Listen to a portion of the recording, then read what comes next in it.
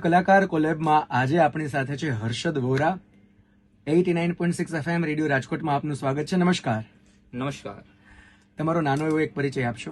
Okay, મારા પરિચયમાં તો હંમેશા હું આવી જ રીતે કંઈક આપતો હોઉં છું કે સુરેન્દ્રનગરમાં વઢવાણ મારું તાલુકો ને વાઘેલા મારું ગામ, વઢવાણ મારું તાલુકો ને વાઘેલા રોડું મારું ગામ, કાઠિયાવાડી છોરું હર્ષદ વોરા મારું નામ. અરે વાહ. અને બેઝિકલી હું હાલમાં અમદાવાદમાં એઝ અ ટીચર તરીકે ફરજ બજાવી રહ્યો છું, મેથ્સ ટીચર તરીકે.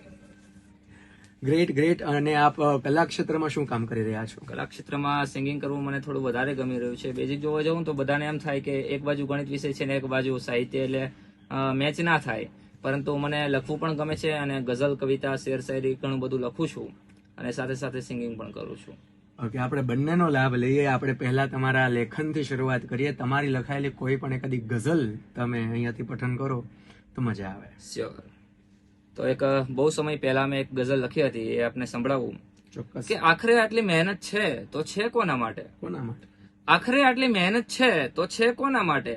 દિવસ રાત ને ઉજાગરા છે તો છે કોના માટે? કે આખરે આટલી મહેનત છે તો છે કોના માટે? દિવસ રાત ને ઉજાગરા છે તો છે કોના માટે? ને ગર્ભમાંના બાળકે મા બાપના છૂટાછેડા જોયા, કે ગર્ભમાંના બાળકે મા બાપના છૂટાછેડા જોયા, આખરે એ જન્મશે તો જન્મશે કોના માટે? ને બાળક જન્મતા જ ધકેલાયું અનાથાશ્રમમાં, બાળક જન્મતા જ ધકેલાયું અનાથાશ્રમમાં, દંપતીએ સંપત્તિ ભેગી કરી તો કરી કોના માટે? ને મા બાપની કાળી મજૂરીથી દીકરો ઉછેરાયો. અંતિમ શેર છે કે મા બાપની કાળી મજૂરીથી દીકરો ઉછેરાયો, એને તરછોડ્યા મા બાપ તો તરછોડ્યા કોના માટે? એક આખી ગઝલમાં તમે સમાજની વાસ્તવિકતાઓ, ક્યાંક હાલમાં જે બની રહ્યું છે એને દર્શાવ્યું કે આ બધું કોના માટે છે. અદ્ભુત આપની કલમ ને અદ્ભુત આપનું લેખન. આપે વાત કરી, આપ ગાવ પણ છો. તો અત્યારે વરસાદી માહોલ છે, થોડો ક્યાંક વધુ ક્યાંક કોકના મનમાં, ક્યાંક કોકના ભીતરમાં વરસાદ વરસી રહ્યો છે. એ વરસાદને જો તમે ગાયનમાં, તમારે શબ્દોમાં અહીંયા વ્યક્ત કરો અને અમારા શ્રોતાઓ જે સાંભળી રહ્યા છે એને ભીંજવી દો. શ્યોર. તો વરસાદ ઉપર તો ઘણી બધી રચનાઓ અલગ અલગ માધ્યમમાં લખાયેલી છે, એમાંથી આપણે સંભળાવું. પણ કોટે યા તો કોટે મોરટ હું કિયા, આને જો ને ઓલી વાદળ ચમકે વેજ, કોટે મોરટ હું કિયા, આને જો ને ઓલી વાદળ ચમકે વેજ, પણ મારા રુદાને રાણો હાંભર્યો, આર રે યા તો યાવી હાડે બેજ, એ મારા રુદાને રાણો હાંભર્યો, આર રે યા તો યાવી હાડે બેજ.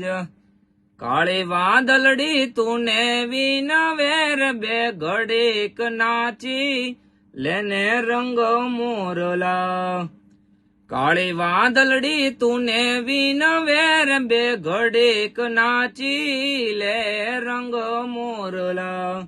ઓ જાય છે મારી સાહેલી ને સાથ રે, બે ઘડીક નાચી લે રંગ મોરલા.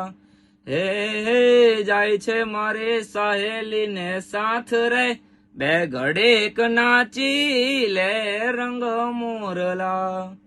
અને આમ સાહેબ જોવા જાવ તો આપણે ચારણી સાહિત્યમાં તો વરસાદનું વર્ણન બહુ સરસ મજાનું કવિ કાગ બાપુ કરે છે કે અવકાશમાં જયારે કાળા ડિબાંગ જેવા વાદળા છવાઈ ગયા હોય અને વાદળી કહેવાય આમ તેમ દોડા દોડ કરતી હોય, ત્યારે કોઈ કવિ કાગ બાપુને કહે કે કાગ બાપુ તમારા શબ્દોમાં તો વરસાદનું વર્ણન કરો. ત્યારે કાગ બાપુ એમના શબ્દોમાં વરસાદનું વર્ણન કરે છે, પણ કઈ રીતે? કે ચડાયા સાઢી વાદળા કાળા દો વડાય અંબર ચોપે થશે, ઉતરાથી માથે ઉતરા દરાડતા તો ઝીંગોરા મોરલા માથે વા હરિમંડાણી જાડી, એક ધારા મેઘ રાજા મંડાણા પાર, ગહેતાળ ઇન્દ્રવાળા પડતાણે પાણીવાળા હાથે હુંડવાળા કાળા મંડાણા હિલોળ, નૈગ્યાવાળા ધકનાળા નંદડાના ફાડી નાખ્યા યલા માથે ઝાડા દાડા ફેડીયા અટોળતા તો હદાવાળા ત્રાહે પાળા સરિતા જોરમાં હાલે પાણીવાળા ખડકારા, ઈ પાણીવાળા ખડકારા એક તારા પાડતા તો લોઢરા ગુંગવા જાણે ગીતલા ઝકોડા લેગા સાગર માટે હાલે જાનારા સમૂટ, જોઈ દસે ચાળ બાંડી મંડાણા ધરકા શ્યામ આવની રખ થટ થટ એકવાર, રાગસી ઘાઘરા લોટ ગલોટ મારવા લાગ્યા, લોટા પોટા થવા લાગ્યા બધા લારો લાર. પણ એક રચના કે ઘણા બધા વ્યક્તિઓને ગમે છે એટલે એ લઉં કે હાંદત રોડિયા પાંજરા વાળા હાકળેથી બાગ છૂટા બાંગ બોલી ગામડામાંથી હાક બાગ જાણે તોટા જે હેજા મુજાળા બછૂટા પેના જાણે તોટા સમાન કેરા ફૂટા જમી તાક જળ ફળ તેગ વાળા ભલે કાળા વેર જગા પાડુ વાળા રેંગે કાળા રંગ તાણાપુર ખોજાળા ઉડાડવા હેવાંદડાના નોડ ફળે પાડે તાડી બંદુ કાઢે વાકેરણ તોરતા તો કેકાણા જણ કેકાણે ઠણ કે પાખર કણ જણ કે જરાત કાક ઉઠ્યા જોદાર રણ की सिंधु वारा गडण की उठिया तो ठंड की मामला हुरक करे मार मार मार मार मार मार અરે વાહ, એકદમ આ બધા છંદ, આ બધા સપાકરા, આ બધા ગીતો એટલી ભાવનાઓ સાથે સંકળાયેલા છે. રંગ મોરલા છે તો એ વિરહ સાથે, આનંદ સાથે જોડાયેલું છે, તો આ બધા સપાકરા છે એ વીરતા સાથે જોડાયેલા છે. તમે બધા જ ભાવોને એક સામટા તમારી ભાવનાઓમાં, તમારા ગીતોમાં વ્યક્ત કરી દીધા. 89.6 FM રેડિયો રાજકોટ સાથે જોડાવા બદલ ખૂબ ખૂબ આભાર. અને આમ જ તમે લેખનના ક્ષેત્રમાં, ગાયનના ક્ષેત્રમાં આગળ વધતા રહો એવી શુભકામનાઓ સાથે. તમે ક્યાંય ન જતા, તમે સાંભળતા રહેજો 89.6 FM રેડિયો રાજકોટ, રાજકોટનું પોતાનું એકમાત્ર કોમ્યુનિટી રેડિયો સ્ટેશન. હવે રાજકોટ બોલશે, દુનિયા સાંભળશે. Thank you so much everyone.